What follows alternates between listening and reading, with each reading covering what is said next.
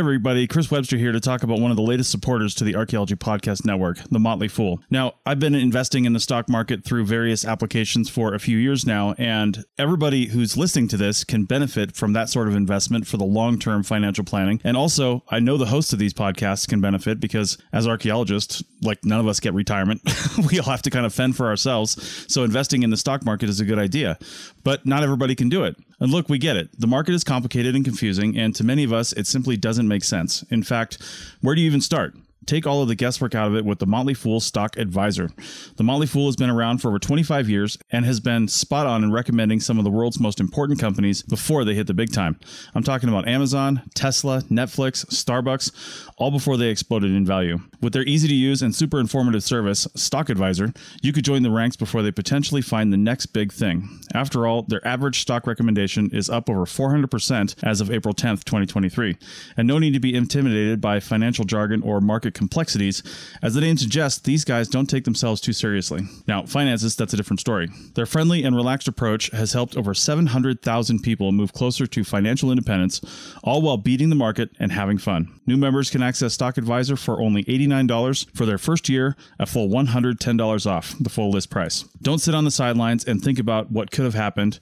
Visit fool.com/APN to start your investing journey today.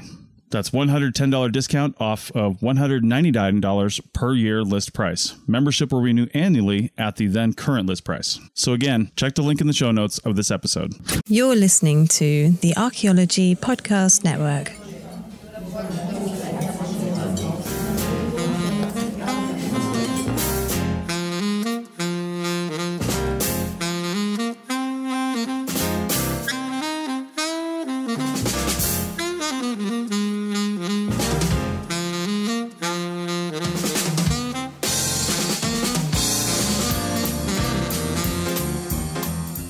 Hello everyone and welcome to episode 45 of Archaeology and Ale, a free monthly public archaeology talk brought to you by Archaeology in the City, the community outreach programme from the University of Sheffield's Department of Archaeology.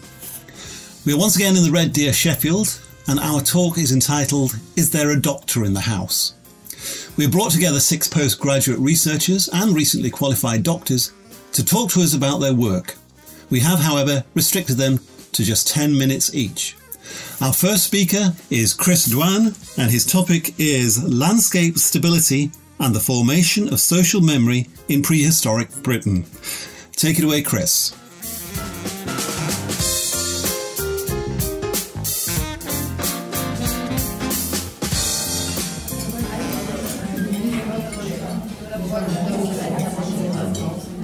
Thank you, Steve. Round of applause for Steve Hollings. Isn't he fantastic? Thank you for inviting all of us, Steve. Yeah, whatever he said. Steve really kind of pulled Archaeology and Ale up from the dead and has breathed new life into it, like God breathing life into Adam. So we do appreciate him very much. For the purposes of the tape, Steve, I'm going to try very hard not to curse, so I'm very sorry. So I'm going to quickly take you through what I've been doing for the past 4 years, something I lovingly or hatingly called Landscape Stability and the Formation of Social Memory in Prehistoric Britain. It's not a mouthful at all. Mouthful, excuse me. Just fair warning, this is a pretty fuzzy, theory-led project, so for those of you that are otherwise inclined, be aware there is archaeological theory incoming, so if you want to go use the toilet, no one's blaming you. Cool. So typically, in my opinion, the bar is right downstairs. No one will blame you. So in the past, prehistorians typically tend to look at this idea of memory in prehistory and the reuse of features, the reuse of sites, the reuse of materials.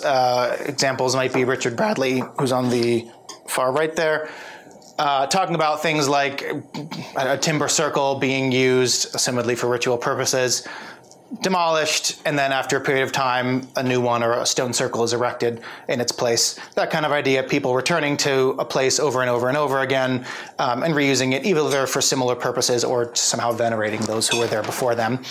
And these are all well and good, and these have been pretty influential on me in my time as an archaeologist, but my issue with them, where my PhD comes into it, is I don't think a lot of them really consider the landscape and the role of the Earth itself or the place that they're in this idea of memories and creating memories. And the Earth or the landscape is kind of treated as this canvas upon which people just do things. So my angle is to look at what I refer to as landscape temporalities. And this is to, again, look at this idea of prehistory and memory and reusing places, but looking at places that I think of as being relatively stable, meaning slow changing landscapes. These are your uplands, your mountain ranges, places with fairly solid geology that, of course, change like all things change, but over a pretty slow period of time, or relatively dynamic landscapes, wetlands, peat bogs, intertidal zones, places that change fairly quickly, usually due to changing hydrology and changing vegetation. Well, this theory, I can hear Colin dying on the inside just a little bit. So the question I always like to pose, the couple times I've presented this, is how does this idea of reusing a place and having memory of place and making a place change if you're in an upland, a place that changes, again, very slowly, like Bodmin Moor here, which is on the top left. That's a stone hut circle. Sorry, I lost the word for a minute. Hut circle settlement in a granite upland down in Cornwall, versus a more dynamic landscape. This is the Somerset Levels, which is a place for as long as since prehistory has been prone to seasonal flooding, things like that. And so where the theory comes into this is there's basically two strands I look at. I look at what I refer to as the materialization of landscape, which is this idea of landscape being a material culture upon which people impress their memories, impress their dwelling, and then return to and read that material to look at how past peoples dwelled within a place. And then this idea of social memory and its importance to prehistoric communities. So how important was it to dwell within a place in such a way that you venerated the past or that you left something behind that future generations could read? And again, what's the role in the landscape and all of that? So I looked at three places. I looked at Bodmin Moor, which is down here. I'm really just having fun with the laser pointer now. Somerset Levels, which is here, and the Welsh side of the Severn Estuary up here. And I'm going to very quickly go through my methodology, mostly because I only have 6 minutes left, but also because I just don't want to talk about it, and I'd rather talk about my results. So it's been a pretty GIS-centric project. This has been a process of looking at, this is my study area in the Somerset Levels, so that's that kind of second one I mentioned. So it's been a process of mapping the landscape, looking at what I think of as different zones in the landscape, looking at the rate at which they change. That could be due to the likelihood of erosion, of flooding, of just kind of rapid changes in vegetation. I tend to divide things up being either whether it's, changes on a seasonal basis, changes on a yearly to decadal basis, et cetera, that kind of thing. You can ask me afterwards or don't. And then overlaying the archaeological data from them, which I just have to quickly mention that for all three of these places, the historic environmental records have been fantastic because they've pretty much given me all the archaeological data. I frankly wouldn't have been able to do it without them. And then just looking at where things overlap, when activity was happening, what type of activity was happening, what, again, the stability of that landscape was, how quickly were things changing, or how quickly was the landscape changing, and what types of archaeology are we finding there? How were people inhabiting the landscape? And so just general discussions and themes, things that I found. There were three big themes I touched on in my discussion. The first is this idea of landmarks, places that people seem to identify with, places that kind of serve as a bit of a focal point for activity to occur around. Creating continuity on large scales and on smaller scales. That goes back to this idea that I said has been very regular in the way prehistorians look at memory in terms of returning to a place and venerating places that have had activity at them in the past. And then finally, this idea of erasure and disruption, when places maybe are intentionally forgotten or intentionally abandoned or erased in such a way that the memory of them is almost the memory of them not being there rather than the memory of them being there. So that first one I mentioned is landmarks. This is an example I like a lot. This is my Severn Estuary case study. This is a place called Goldcliff Island. It's really looks more like a peninsula nowadays, but it was basically during prehistory would have been a little island popping up through all the peat bog that was surrounding it. And this is a place where you find activity across this intertidal zone, but a lot of it always focusing around this island, around this kind of more stable bedrock chunk that's popping out of the peat, while the rest of the landscape is changing. This is staying relatively the same, and people are coming back to that area because it's something they identify with. That's strengthened by the fact that excavations done in the 90s and in the early 2000s have shown quite a lot of ritual deposits, burials, things like that happening from the Mesolithic up until the mid to late Bronze Age on that island. Other maybe more obvious examples are places like hilltops, again, places that don't change very much. This is Rough Tor Summit on Bodmin Muir, one of the more kind of what I think of as a relatively stable landscape in my case studies. And this is a place that had, again, a lot of veneration and ritual acts, ritual deposits from the late Mesolithic, which then became stone circles and things like that being built in the Neolithic. And then interestingly, during the Bronze Age, you kind of see this, instead of people revisiting the site, almost people giving a respectable distance. So again, there's a memory of that place and people are acknowledging that place, but instead of through building things there, it's almost through staying well away from it for whatever reason. Thank you, sir. The other theme was continuity. So there's this idea of large-scale continuity, with an entire landscape being used over and over again for a similar purchase, whether that's food procurement or potentially trade, things like that. This is just a picture I chose from the Brew Valley in the Somerset Levels, which is one of the more dynamic landscapes. So again, a place that's going to change fairly frequently, but still you see this continuity of people revisiting. And then what I think of as kind of like micro continuities. This is the excavation of the Sweet Tracks, also in the Brew Valley during the 1980s. And this is a place where you see these wood trackways being built across the bog to sort of connect the drier areas between settlements, and you see these successive trackways being built over and over again over the period of a couple generations. So this idea of people getting to know a place as a routeway across the bog, across the less stable landscape, and then revisiting that. So after a trackway becomes unusable, kind of revisiting it and building a new one there. And then finally, this idea of erasure. This is a Iron Age, the remains of an Iron Age rectangular structure being excavated in the intertidal zone, the Severn Estuary. And so you see these forces. In this case, it's a natural force like tides kind of erasing evidence of previous inhabitation. And in other cases, it's things like forest clearance, changing the landscape and changing the way people get to know the landscape. So in that case, kind of a disruption in the way memories form. And that gets into this idea of affordance and phenomenology, which I know is a dirty word in this department. And so again, getting into the archaeological theory. So I don't really, I'm sorry, very sorry, I don't really have a proper climax to all of this, but that's what I've been doing. So I'll end it there. You're very welcome to disagree with me. Understand, I am technically a doctor now, so thank you. Thank you very much. I wasn't going for that. So the point is, disagree at your own peril, bring your credentials, and I'll see you in court, quite frankly. Thank you very much. Thank you very much, Chris. Thank you, Chris. And now we turn to Katie Faulkes, whose topic is Tackling the Urban Godless Poor. How successful were Sheffield's commissioner churches 1826 to 1856? Thank you very much. As you can see, I'm Kate. I'm the first year PhD student, so I'm still at the beginning of this tortuous journey.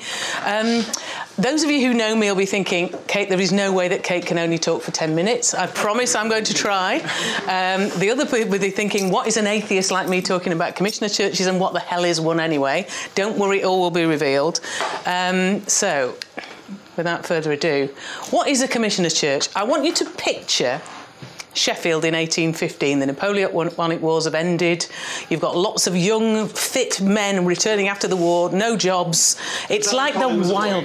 When Colin was a boy, yes, absolutely. And it's like the Wild West. You've got no police force. There isn't a single year between 1790 and 1815 where you don't have at least one riot. Sometimes you've got riots of 10,000 people. And when at the time the population's only 46,000, so you're talking about a seriously unrested kind of place. So what you've got, lots of rioting. there was huge worry that the establishment really thought two things. They thought that the revolution was going to happen in Britain. It's only less than 20 years since the French Revolution. All these riots made them think, yes, the revolution is definitely going to happen. And they thought it was going to happen in Sheffield. Sheffield had a reputation as being the most radical town in the land. It was also a hive of Methodism, which was considered to be, by the established church, considered to be a very bad thing. So in order to tackle this urban godlessness, you've got all these people moving from the countryside into the town. All the Anglican churches are in the countryside. They're not in the towns. And so lots of people are becoming godless, or they are also becoming Methodist, which is just as bad, if not worse, in the Anglican church's view. So they thought, what are we going to do about this? So they decided they were going to build 612 new Anglican churches across England, and 4 of them are in Sheffield, and I'll talk about which ones they are in a minute.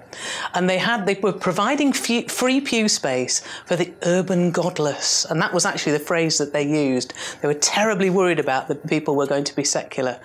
They also built these churches very close to the big Methodist chapels, which tell you a little bit about how worried they were about the competition that people from dissenting faiths, particularly in the north of England.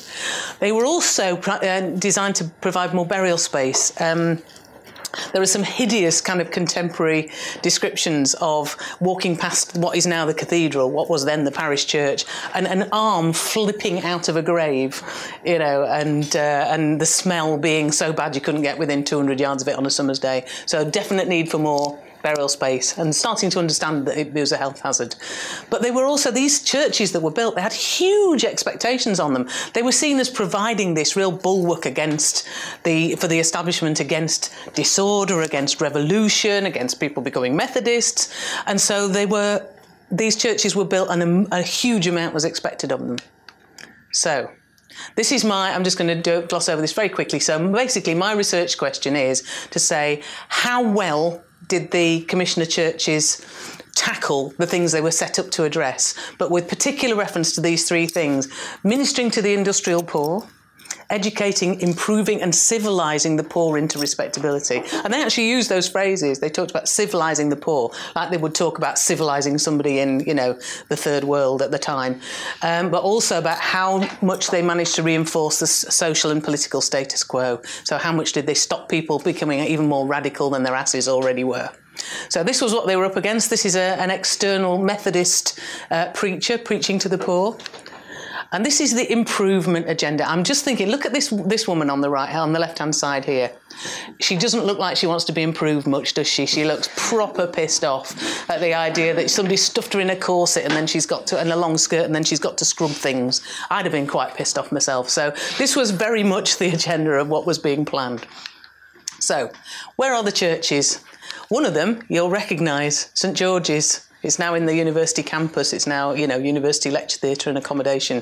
Built in 1826. Obviously still a church, still a big graveyard there. 15,000 people buried in there, can you believe? Where on earth did they put them all? So that's the first one. The university are adamant that they haven't actually taken any away, but I think they kind of must have done.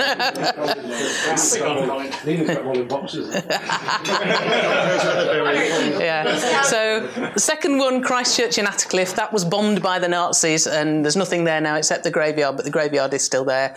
Then you've got St Philip's at Shalesmoor. There is literally almost nothing that remains of it at all. It was again bombed by the Nazis, and everything that was remaining was taken away by the Inner Ring Road, apart from, bizarrely, this beautiful brass plaque, which anybody is welcome to look at, which was given to me by my hairdresser.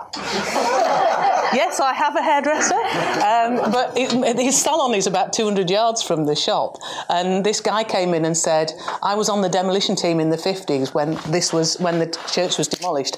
I took this home because I thought it was a shame for it to have been chucked away, because I hit it with a pickaxe, which is what that bit there is. And he kept it for all those years and he felt guilty about it. He said, I thought it should be somewhere near the church, so he brought it back to my hairdresser, who was now giving it to me. So I'm looking for a way to rehome it in a museum somewhere.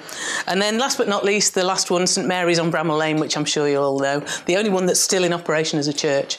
Now you can see they've got a certain sort of similar Gothic look to them, and obviously they were very much built to a bit of a blueprint on the cheap. So basically, I'm planning to take what's called a historical archaeological approach, which basically means that I use documentary sources and archaeological sources. So I'm going to start off looking at the documentary sources, look at the buildings, look at the burial grounds. Then I'm going to move out and look at the wider landscape and look at the role they play, that the churches played in the civic sphere, including educating and improving the poor. I'm going to use what's called a post-humanist analysis, which sounds very fancy, accessing subaltern narratives. Basically, it means telling the stories of poor people. Because these were churches which had poor and rich people in them, because somebody had to pay the vicar. So there were 50% of the seats were paid for, and that paid the vicar's salary, but the other half were free for the poor. So you're talking about quite churches which were probably fairly contested spaces. You know, they were viewed as things where they were supposed to be very Tory spaces. But actually, the research that I'm looking into suggests that they were actually quite a lot more complicated than that, and they reflected the radicalism of the town as well as the more conservative things. So what am I going to use? I'm going to use standing building surveys and analysis of styles. I'm going to do burial ground surveys when they're still there. I'm going to analyse the location and significance of the churches in the wider landscape and use historic mapping and things like that. But I'm also using newspaper, court records, baptismal records, burial records, census records. And what I'm doing is for each of the churches, I'm getting a large sample of people who I'm chasing through the census to find out more about them, so that I can actually look at the families, how much they were, you know, how poor were they, what did they die of, you know, all that sort of stuff. So that's very much the historical side of it. So what do I expect to find?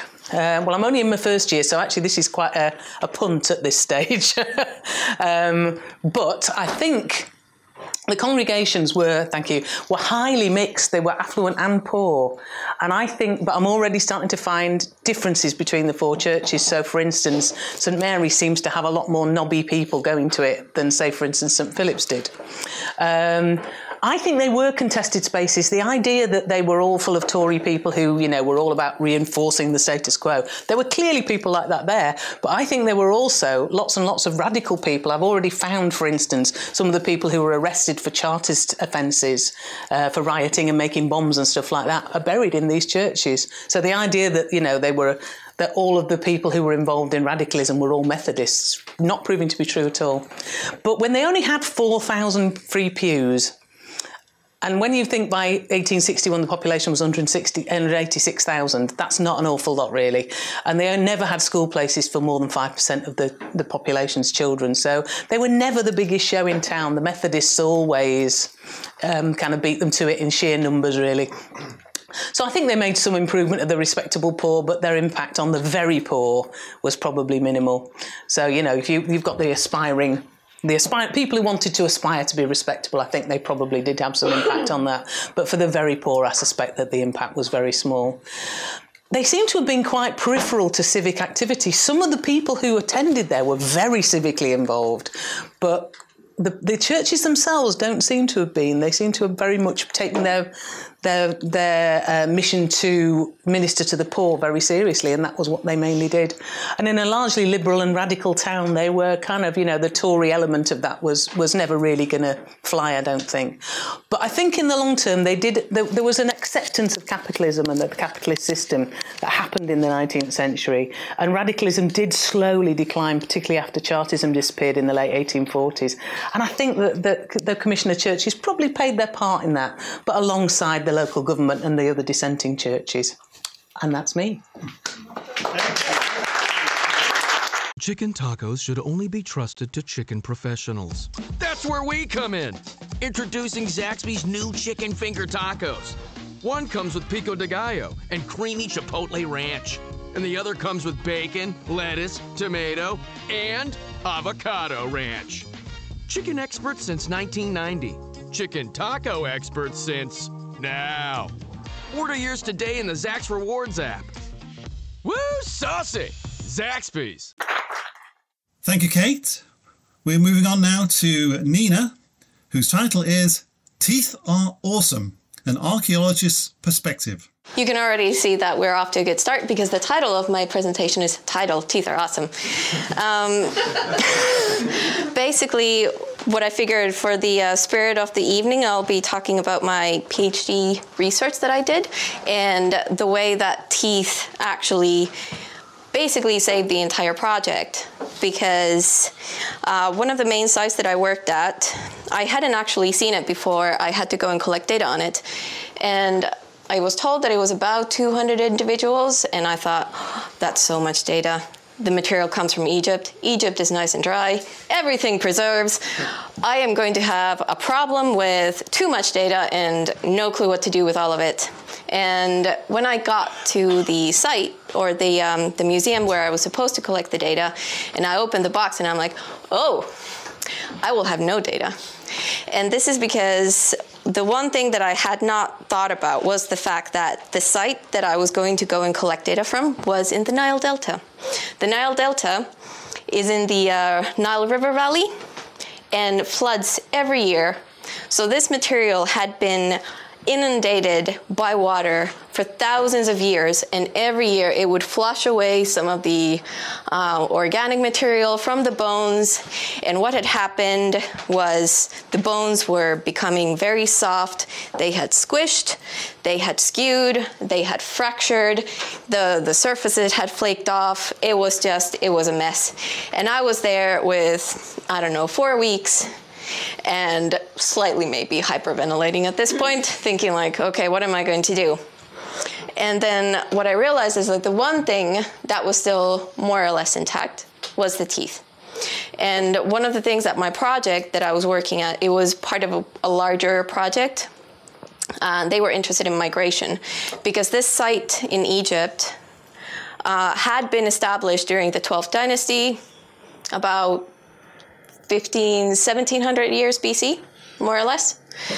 And it was established because Egypt really wanted to get in on the Eastern Mediterranean trade network, which was booming at this time. Copper and bronze objects were just flying across, and there were other technological big improvements, and just everything was going back and forth. And this site, known at the time for the Egyptians, was called Rawati, later Hutwaret. To the Ptolemies, it was called Avaris, and then now we quite often call it Tel el-Daba because of the modern village nearby. So this site became one of the biggest Middle Bronze Age 12th Dynasty sites there was. It grew to about 250 hectares. For reference, most sites were about 6 at the time. So this was huge. It was a cosmopolitan place with a lot of people coming in and out. And a lot of evidence, actually, people coming from outside of Egypt and staying. And so the big question was, were these people actually just bringing in trade goods? And that's what we're seeing. Or were they also staying and then deciding to live there as well? Because some of the material culture was something that you would not see in trade relations. It was something like cookingware, for instance. So people were bringing their own technological traditions with them and then just applying them to local material. So teeth, why are teeth good for that? The same way that you can tell what people are biologically close to one another. So we'll say you can tell families, or even bigger regions. You can tell where people are from based on how they look, just by different features that you can have. So that is something that is not just in your soft tissue, it is also in your hard tissue, aka your skeleton and your bones. And teeth, because they are very much governed by your DNA, because it is very important that your teeth are stable no matter what happens during life. So they are very good for doing biological similarity studies. So we can use them as proxies for DNA, basically. And at this point, it's good to mention that all that flushing that had happened on the bones, it had also taken away all the collagen, and collagen is what you need for DNA analyses. So almost all of the biochemical analyses that we usually use in bioarchaeological studies were completely useless. So, but we still have the teeth, and we have the morphological appearance of the teeth, the features of the teeth. So what I did was I recorded all of that information, and I had a starting point.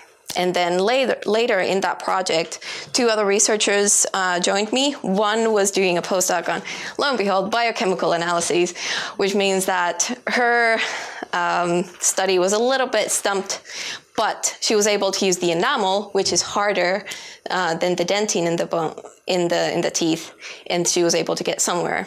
And then another person also came in to look at the teeth and did oral health. And oral health is very good for looking at just the general well-being of people, and also seeing whether there's differences between different statuses, or whether there's differences as time goes by.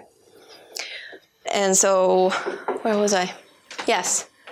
How much time do I have? 4 minutes left. 4 minutes. Oh, so long. I said you could do an interpretive dance. It might come to that. I don't know which one is better at the end. Yes. So,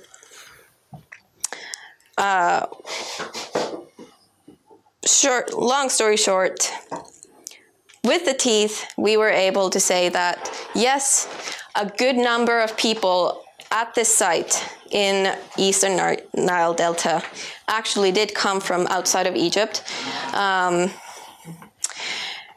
But even the ones that looked like they were non-local looked biologically the same as the ones who were local, which means that either people were coming, like the people who were already there, they had come even earlier than the ones that we had sampled,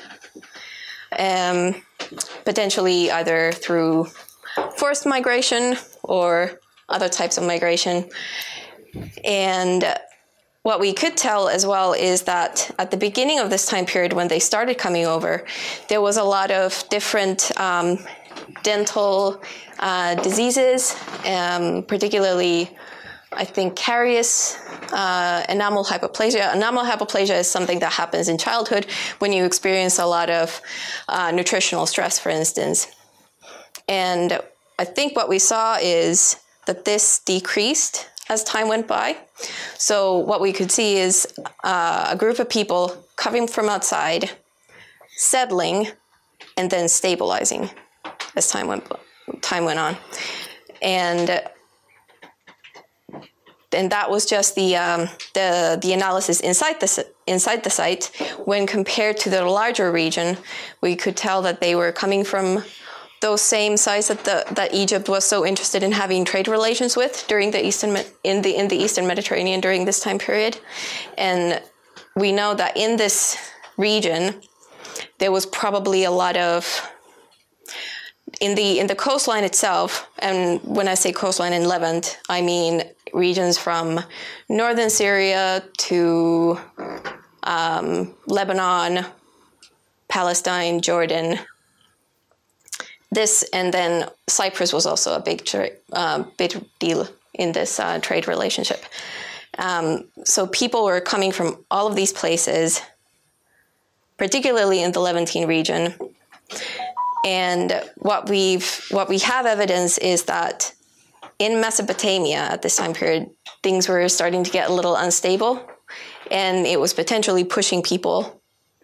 Yes, 1 minute. Pushing people also into somewhere maybe things were a little bit more stable.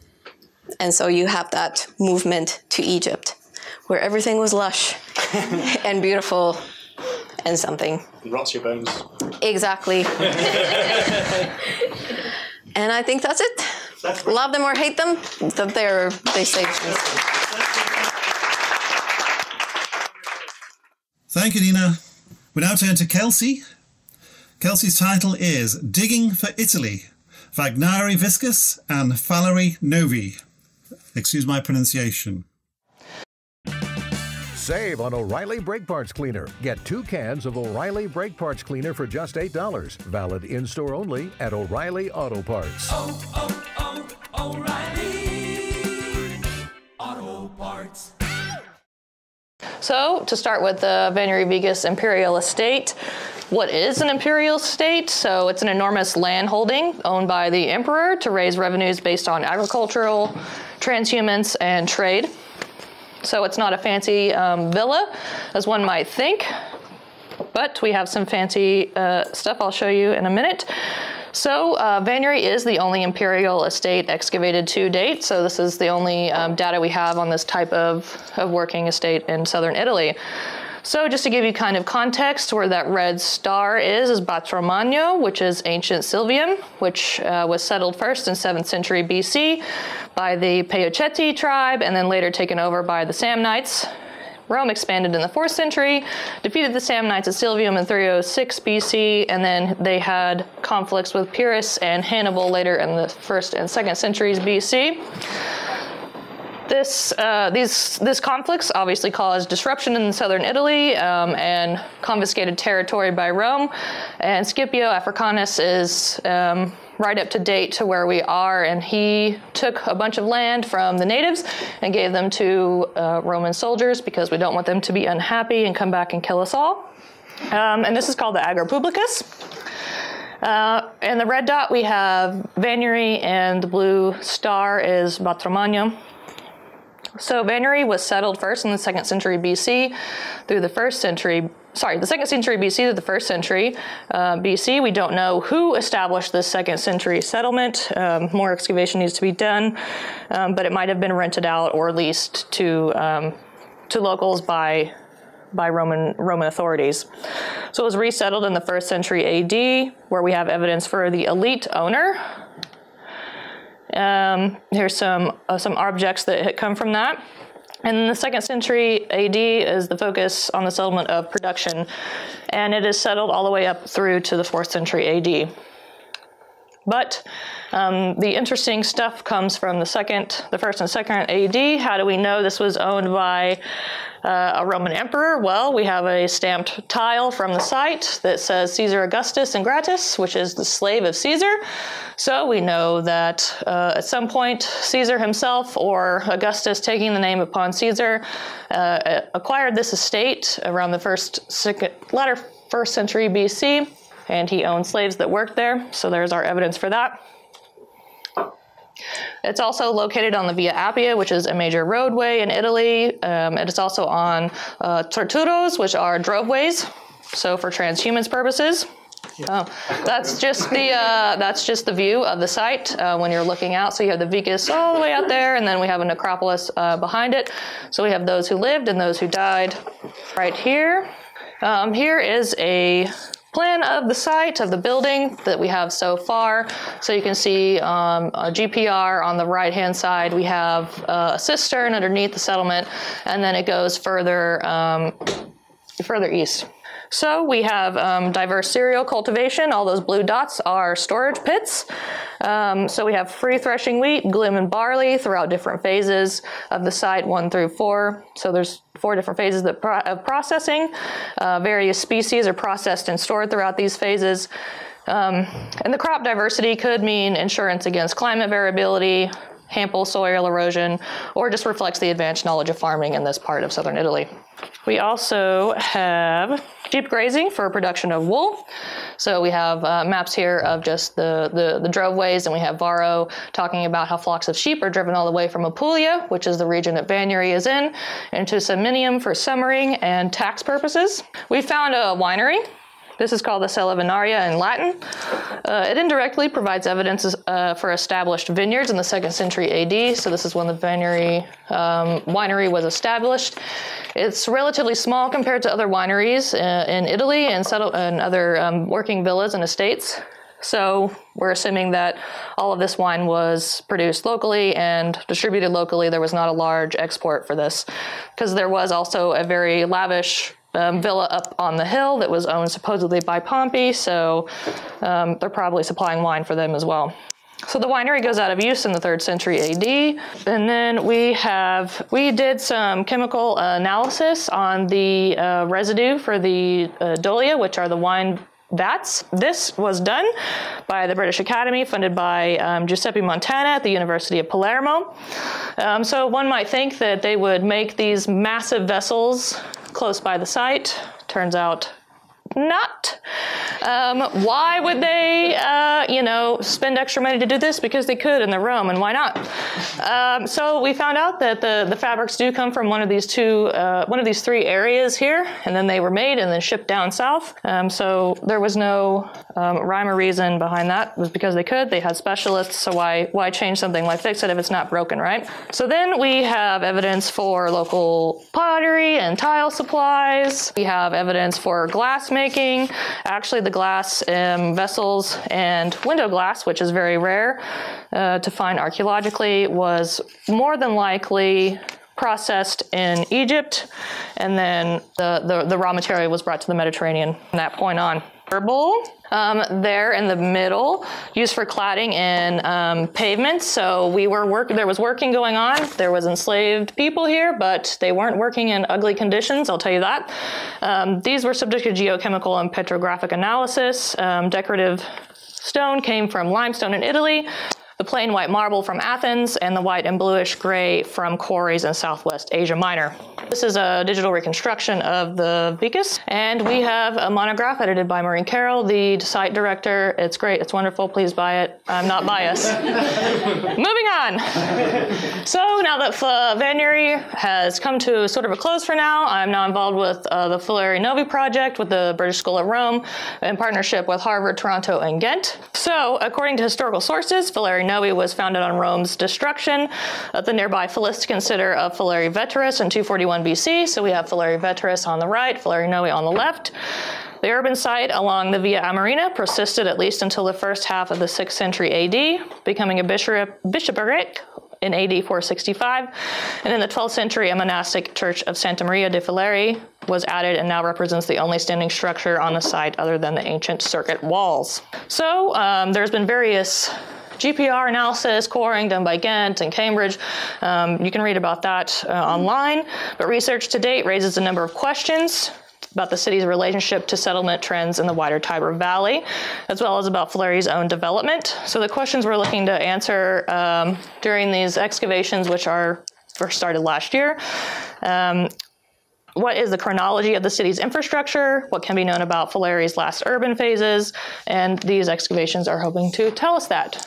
So GPR done by Ghent and Cambridge show obviously this massive city. The surrounding walls still stand today. Those are the walls, they're massive. Here's some more of the excavations. So McCallum was done by Harvard, Domus was done by Toronto, and the South Gate was done by the British School at Rome, which is the team I'm on.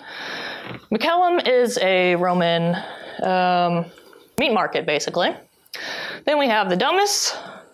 Then the Domus had some pillars. So we found specifically at the South Gate late antique settlement. We don't have anything going down to the Republican period, which is kind of what we were hoping for.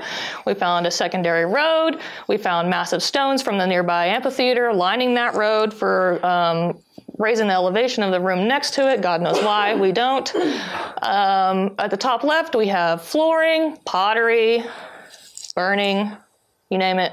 It's there. We also found inscribed stones. We have some nice African red slipware on the left, coins, grind mill stones, and medallions, and puppy paw prints. Woo, 10 minutes. Thank you, Kelsey. We turn now to Yvette, whose title is A Reassessment of Copper Smelting in the Late Neolithic and Early Bronze Age Aegean. So I don't remember what year of my PhD I'm in now. I started in 2014 as a part-time candidate. I'm now a staff candidate. Within that, I've had about 2.5 years of leave of absence to teach the department's experimental archaeology and metals modules, then because the world fell apart, and then more recently because I've had spinal surgery. So I'm actually back doing the PhD again, and I intend to submit it before the department as we know it closes. That's the aim. It's nice to kind of to talk to you about it because as I said, I've just started again, so it's nice to kind of remind myself what I've been spending nearly 10 years doing, and hopefully talk about it in 10 minutes. So I'm looking at copper production in the late Neolithic and early Bronze Age Aegean, and a particular way that it's made. So not just all copper production, but this particular type of evidence that represents a particular practice. So the pictures on the left are the archaeological evidence. So there's the evidence from the top left, which is from Kivnos, which is a thicker kind of variant. So the ceramic's about 2 inches thick. It's got perforations, and then you get this kind of finer ceramic, which is 2 centimeters thick at the most, with perforations. On the right hand side, you've got the kind of reconstruction from Betancourt of how these furnaces look. So the conical shaft furnace, about 45 centimetres high, and the main feature is these perforations. So you get these at select sites in the Aegean. When I started this, there was about 6 sites. There's now 12, but in a specific area. So the reconstructions of these from other people kind of put a model of making copper onto them. So basically they're ticking a box. They're going, there's ceramics, there's vitrification, there's copper. Oh, they're making the smelting copper. They must have done it like this. Where what I've done is done experimental archaeology to test a different method of smelting copper in these furnaces. So I think there's a different practice going on in this specific area in the Aegean, different to how they're doing it elsewhere. And because this is around 6,000, 4,000 BC, at that time when it's kind of the initial instigation and transmission of metallurgy, what does that mean about how metallurgy is passed on if they're doing it very differently in one little area? So the method that everybody else, the widely accepted method is that these are powered by bellows. So there's a ceramic kind of pot that has material attached to it, where it emits air into the furnace via a tuyere. So there's one site that has evidence of bellows, which is Chrysokamino, which is actually much more recent. So it's actually more around 3000 BC. And actually the picture on the left is all the evidence from that site of bellows. And I think that looks a lot like a cooking pot. The drawing in the middle is the reconstruction, and the right-hand side is an image from a tomb in Egypt where people are using bellows. So you can kind of see they kind of stood on them. Nothing that would work, but anyway. So I think when people were initially finding these sites in the 90s, it was kind of like a tick box exercise. There's, as I said, there's ceramics, there's metallurgical debris. It's a smelting furnace. They must have used bellows. As I said, this is the only site out of 12 that has evidence for bellows. So remember that. I'll come back to it.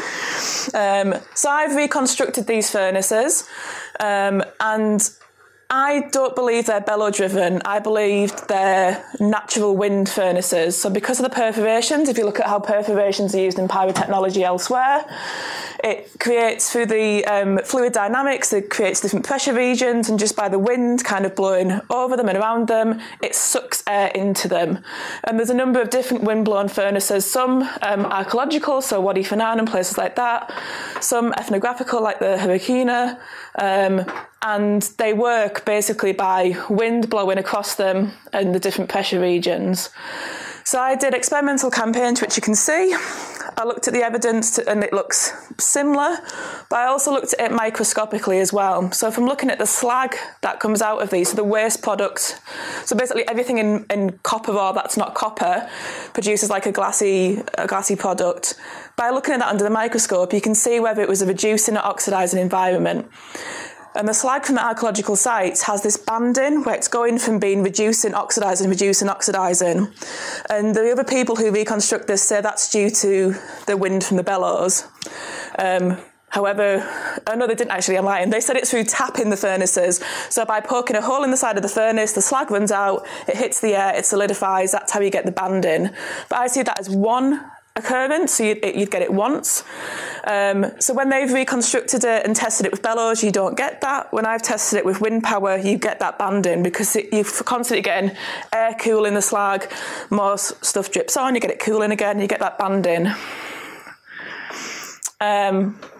So I guess because I'm saying they're making metallurgy differently in this area, at the same time it's supposedly been transmitted by travelling smiths, why are they doing it very differently in this region, and what does that mean? So I'm also putting a bit of theory,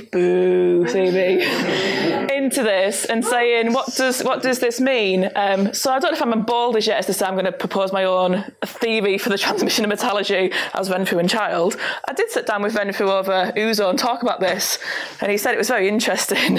But I'm maybe thinking there's independent reinvention. So people are seeing this process, and they're perhaps using existing skills. So in some of the areas where we find these perforated metallurgical ceramics, we find other perforated pyrotechnical ceramics like bee smokers, incense burners, things you put on hearths to make the hearth get hotter. So they're already using perforated ceramics and understand how air helps with that.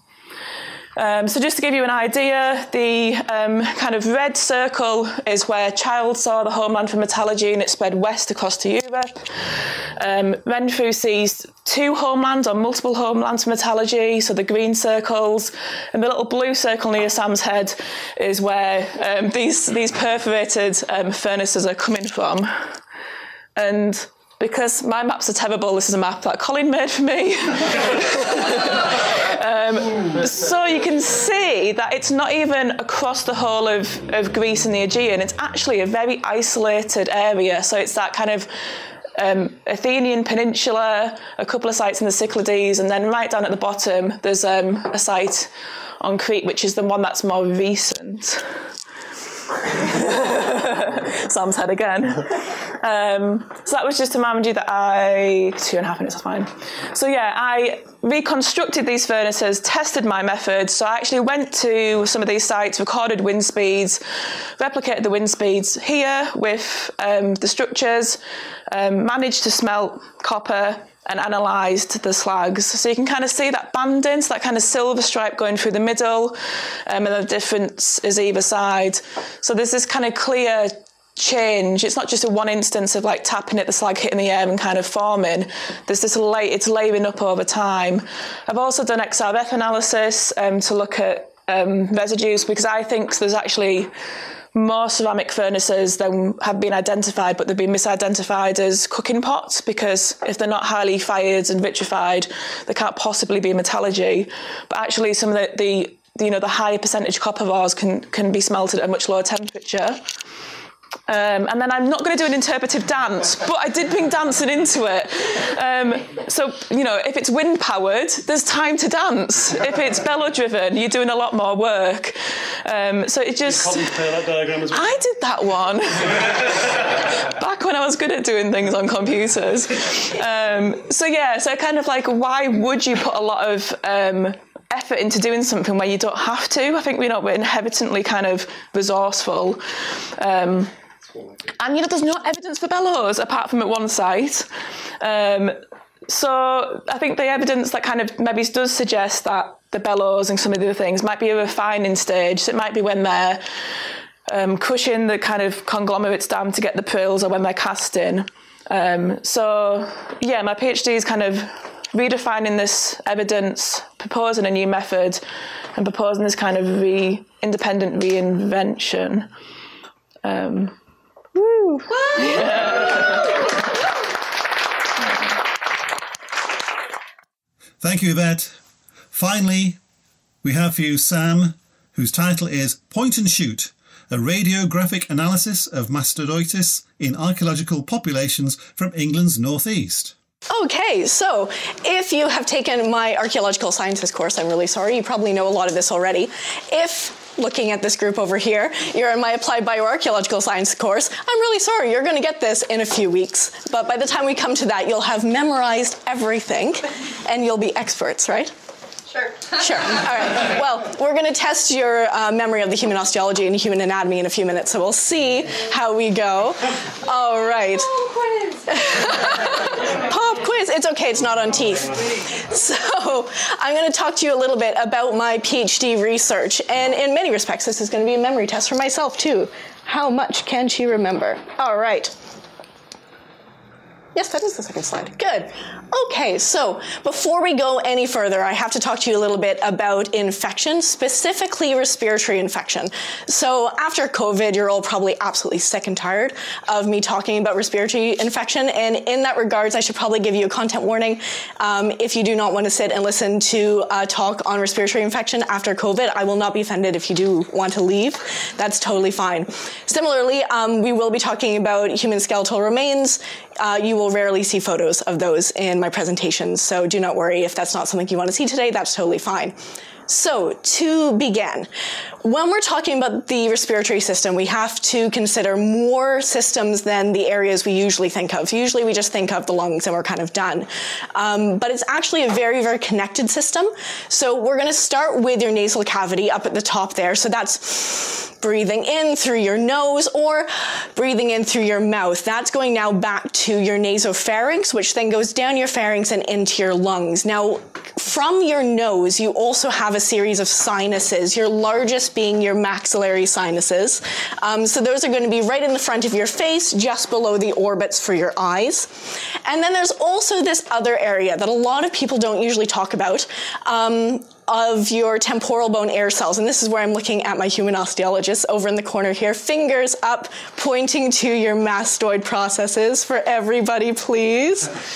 Thank you. Excellent. So if you put your finger directly behind your ear and you will touch a bony bump, this is a muscle attachment site, but it's also your mastoid process, which is filled with air cells, which are directly connected to your nasopharynx through a little tiny soft tissue tube called your eustachian tube.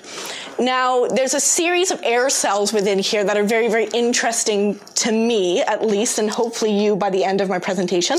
But I will not be offended if you're not interested. You can always be interested in teeth. What a choice.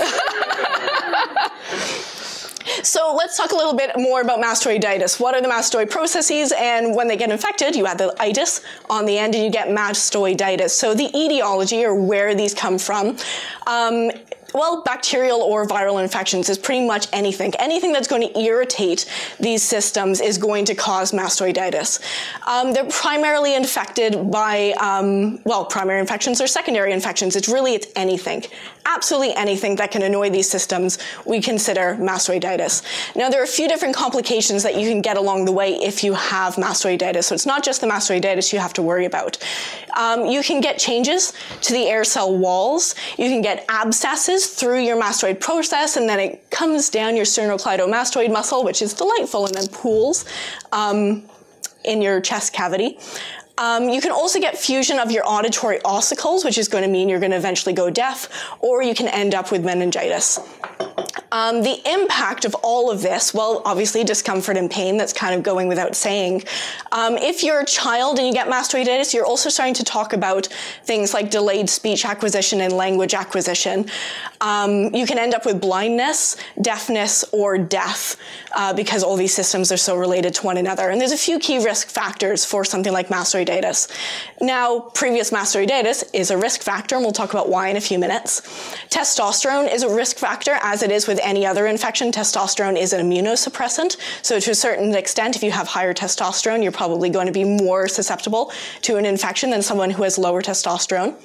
If you've been insufficiently breastfed, now the WHO and UNICEF actually set the bar very, very high. They go all the way up to 2 years for breastfeeding to get the full amount of good effects that you can get from breastfeeding. So if you were breastfed for that long, congratulations. You are very, very healthy, I would imagine.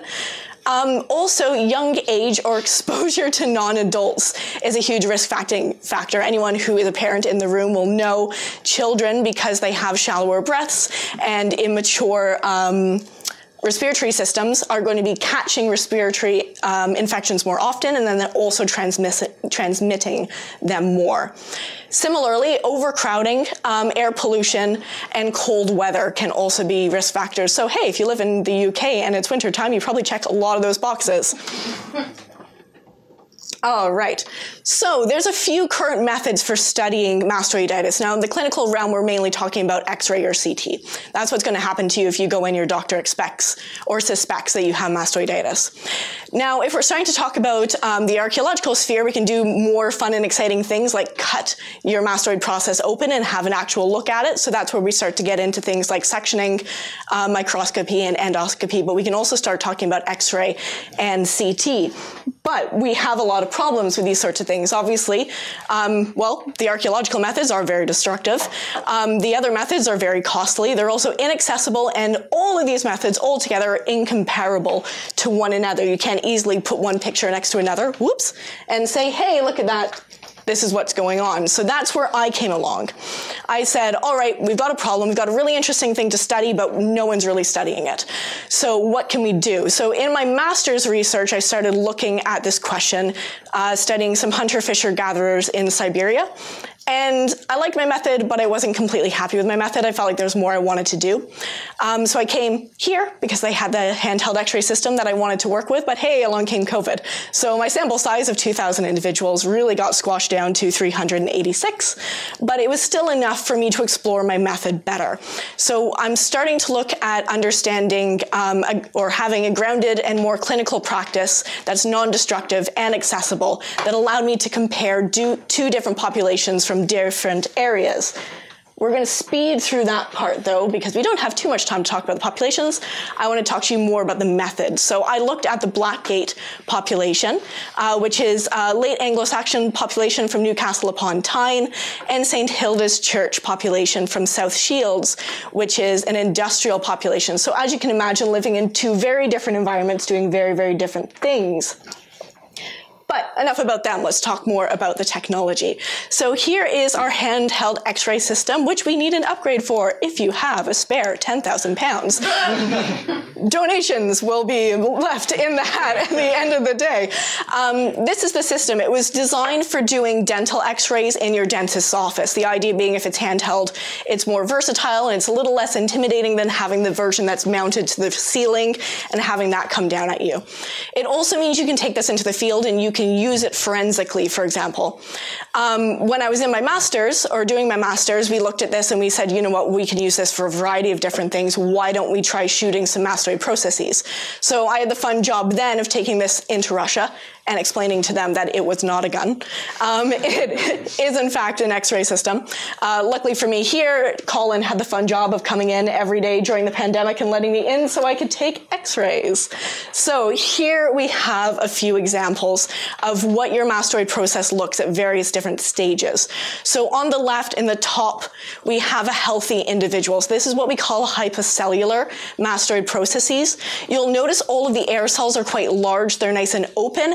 Every time you breathe in, you're going to get some air going up through your eustachian tube, and it's going to aerate, hopefully, your middle ear, which is then also aerating your mastoid air cells, keeping everything nice and open, happy and healthy, pressurized, the same as the outside air.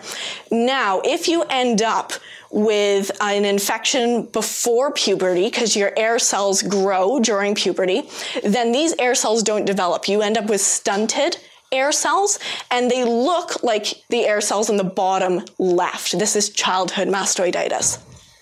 So this individual here ends up with this tiny, tiny air cell structure. And that's something that you can see even into adulthood. If you have childhood mastoiditis, your air cells never develop. And that's exciting for an archaeologist because most things that happen in your childhood remodel in your skeleton throughout your life. But this is actually a permanent indicator of a disease that you can see all throughout the life course. Now, very quickly, if you pop up to the top right, this is what it looks like if you have adult mastoiditis. So we go from our healthy, nice big air cells to air cells that are partially destroyed and then sometimes filled in with subperiosteal bone growth. And down at the bottom, we have an individual who had childhood mastoiditis and then ends up with an infection later in life. So we can take this life course approach. Ooh, there's my timer. Perfect. So whizzing through the very last things, the significance of this is it's non-destructive, it's accessible, and it's diagnostic. We can study someone's entire life history, and it seems to be more accurate than studies like maxillary sinusitis, because maxillary sinusitis has to be chronic in order to affect the skeleton. This can just be acute, and lower respiratory infection, in which case things like tuberculosis only affect the skeleton in 8%. So this is a really interesting thing to study because it tells us a lot. We can explore themes like occupation, housing, nutrition, social status, and class, which I did during my thesis, but we're not talking about the people, we're talking about the method. So future research, because, you know, COVID happened, there were a few things I couldn't do. Hopefully, I'm going to start doing a replication study. We can show that it's not just me who can use this, other people can use it too. We can continue the CT study I started, but only got the chance to scan 2 individuals, but behold, things on the screen, and that's as far as it got. And then hopefully more collaboration. So plenty to do. Hopefully the department sticks around long enough for good things like this to happen. Excellent. Thank you very much.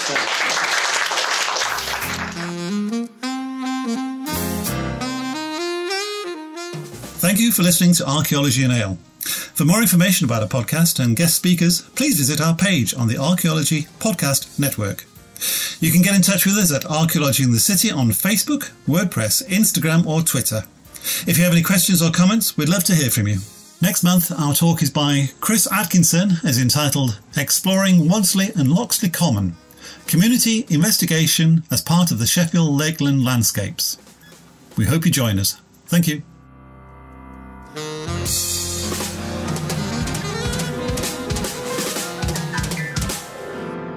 This episode was produced by Chris Webster from his RV traveling the United States, Tristan Boyle in Scotland, DigTech LLC, Cultural Media, and the Archaeology Podcast Network, and was edited by Chris Webster. This has been a presentation of the Archaeology Podcast Network. Visit us on the web for show notes and other podcasts at www.archpodnet.com. Contact us at chris@archaeologypodcastnetwork.com. Chicken tacos should only be trusted to chicken professionals. That's where we come in. Introducing Zaxby's new chicken finger tacos. One comes with pico de gallo and creamy chipotle ranch. And the other comes with bacon, lettuce, tomato, and avocado ranch. Chicken experts since 1990. Chicken taco experts since now. Order yours today in the Zax Rewards app. Woo, saucy! Zaxby's.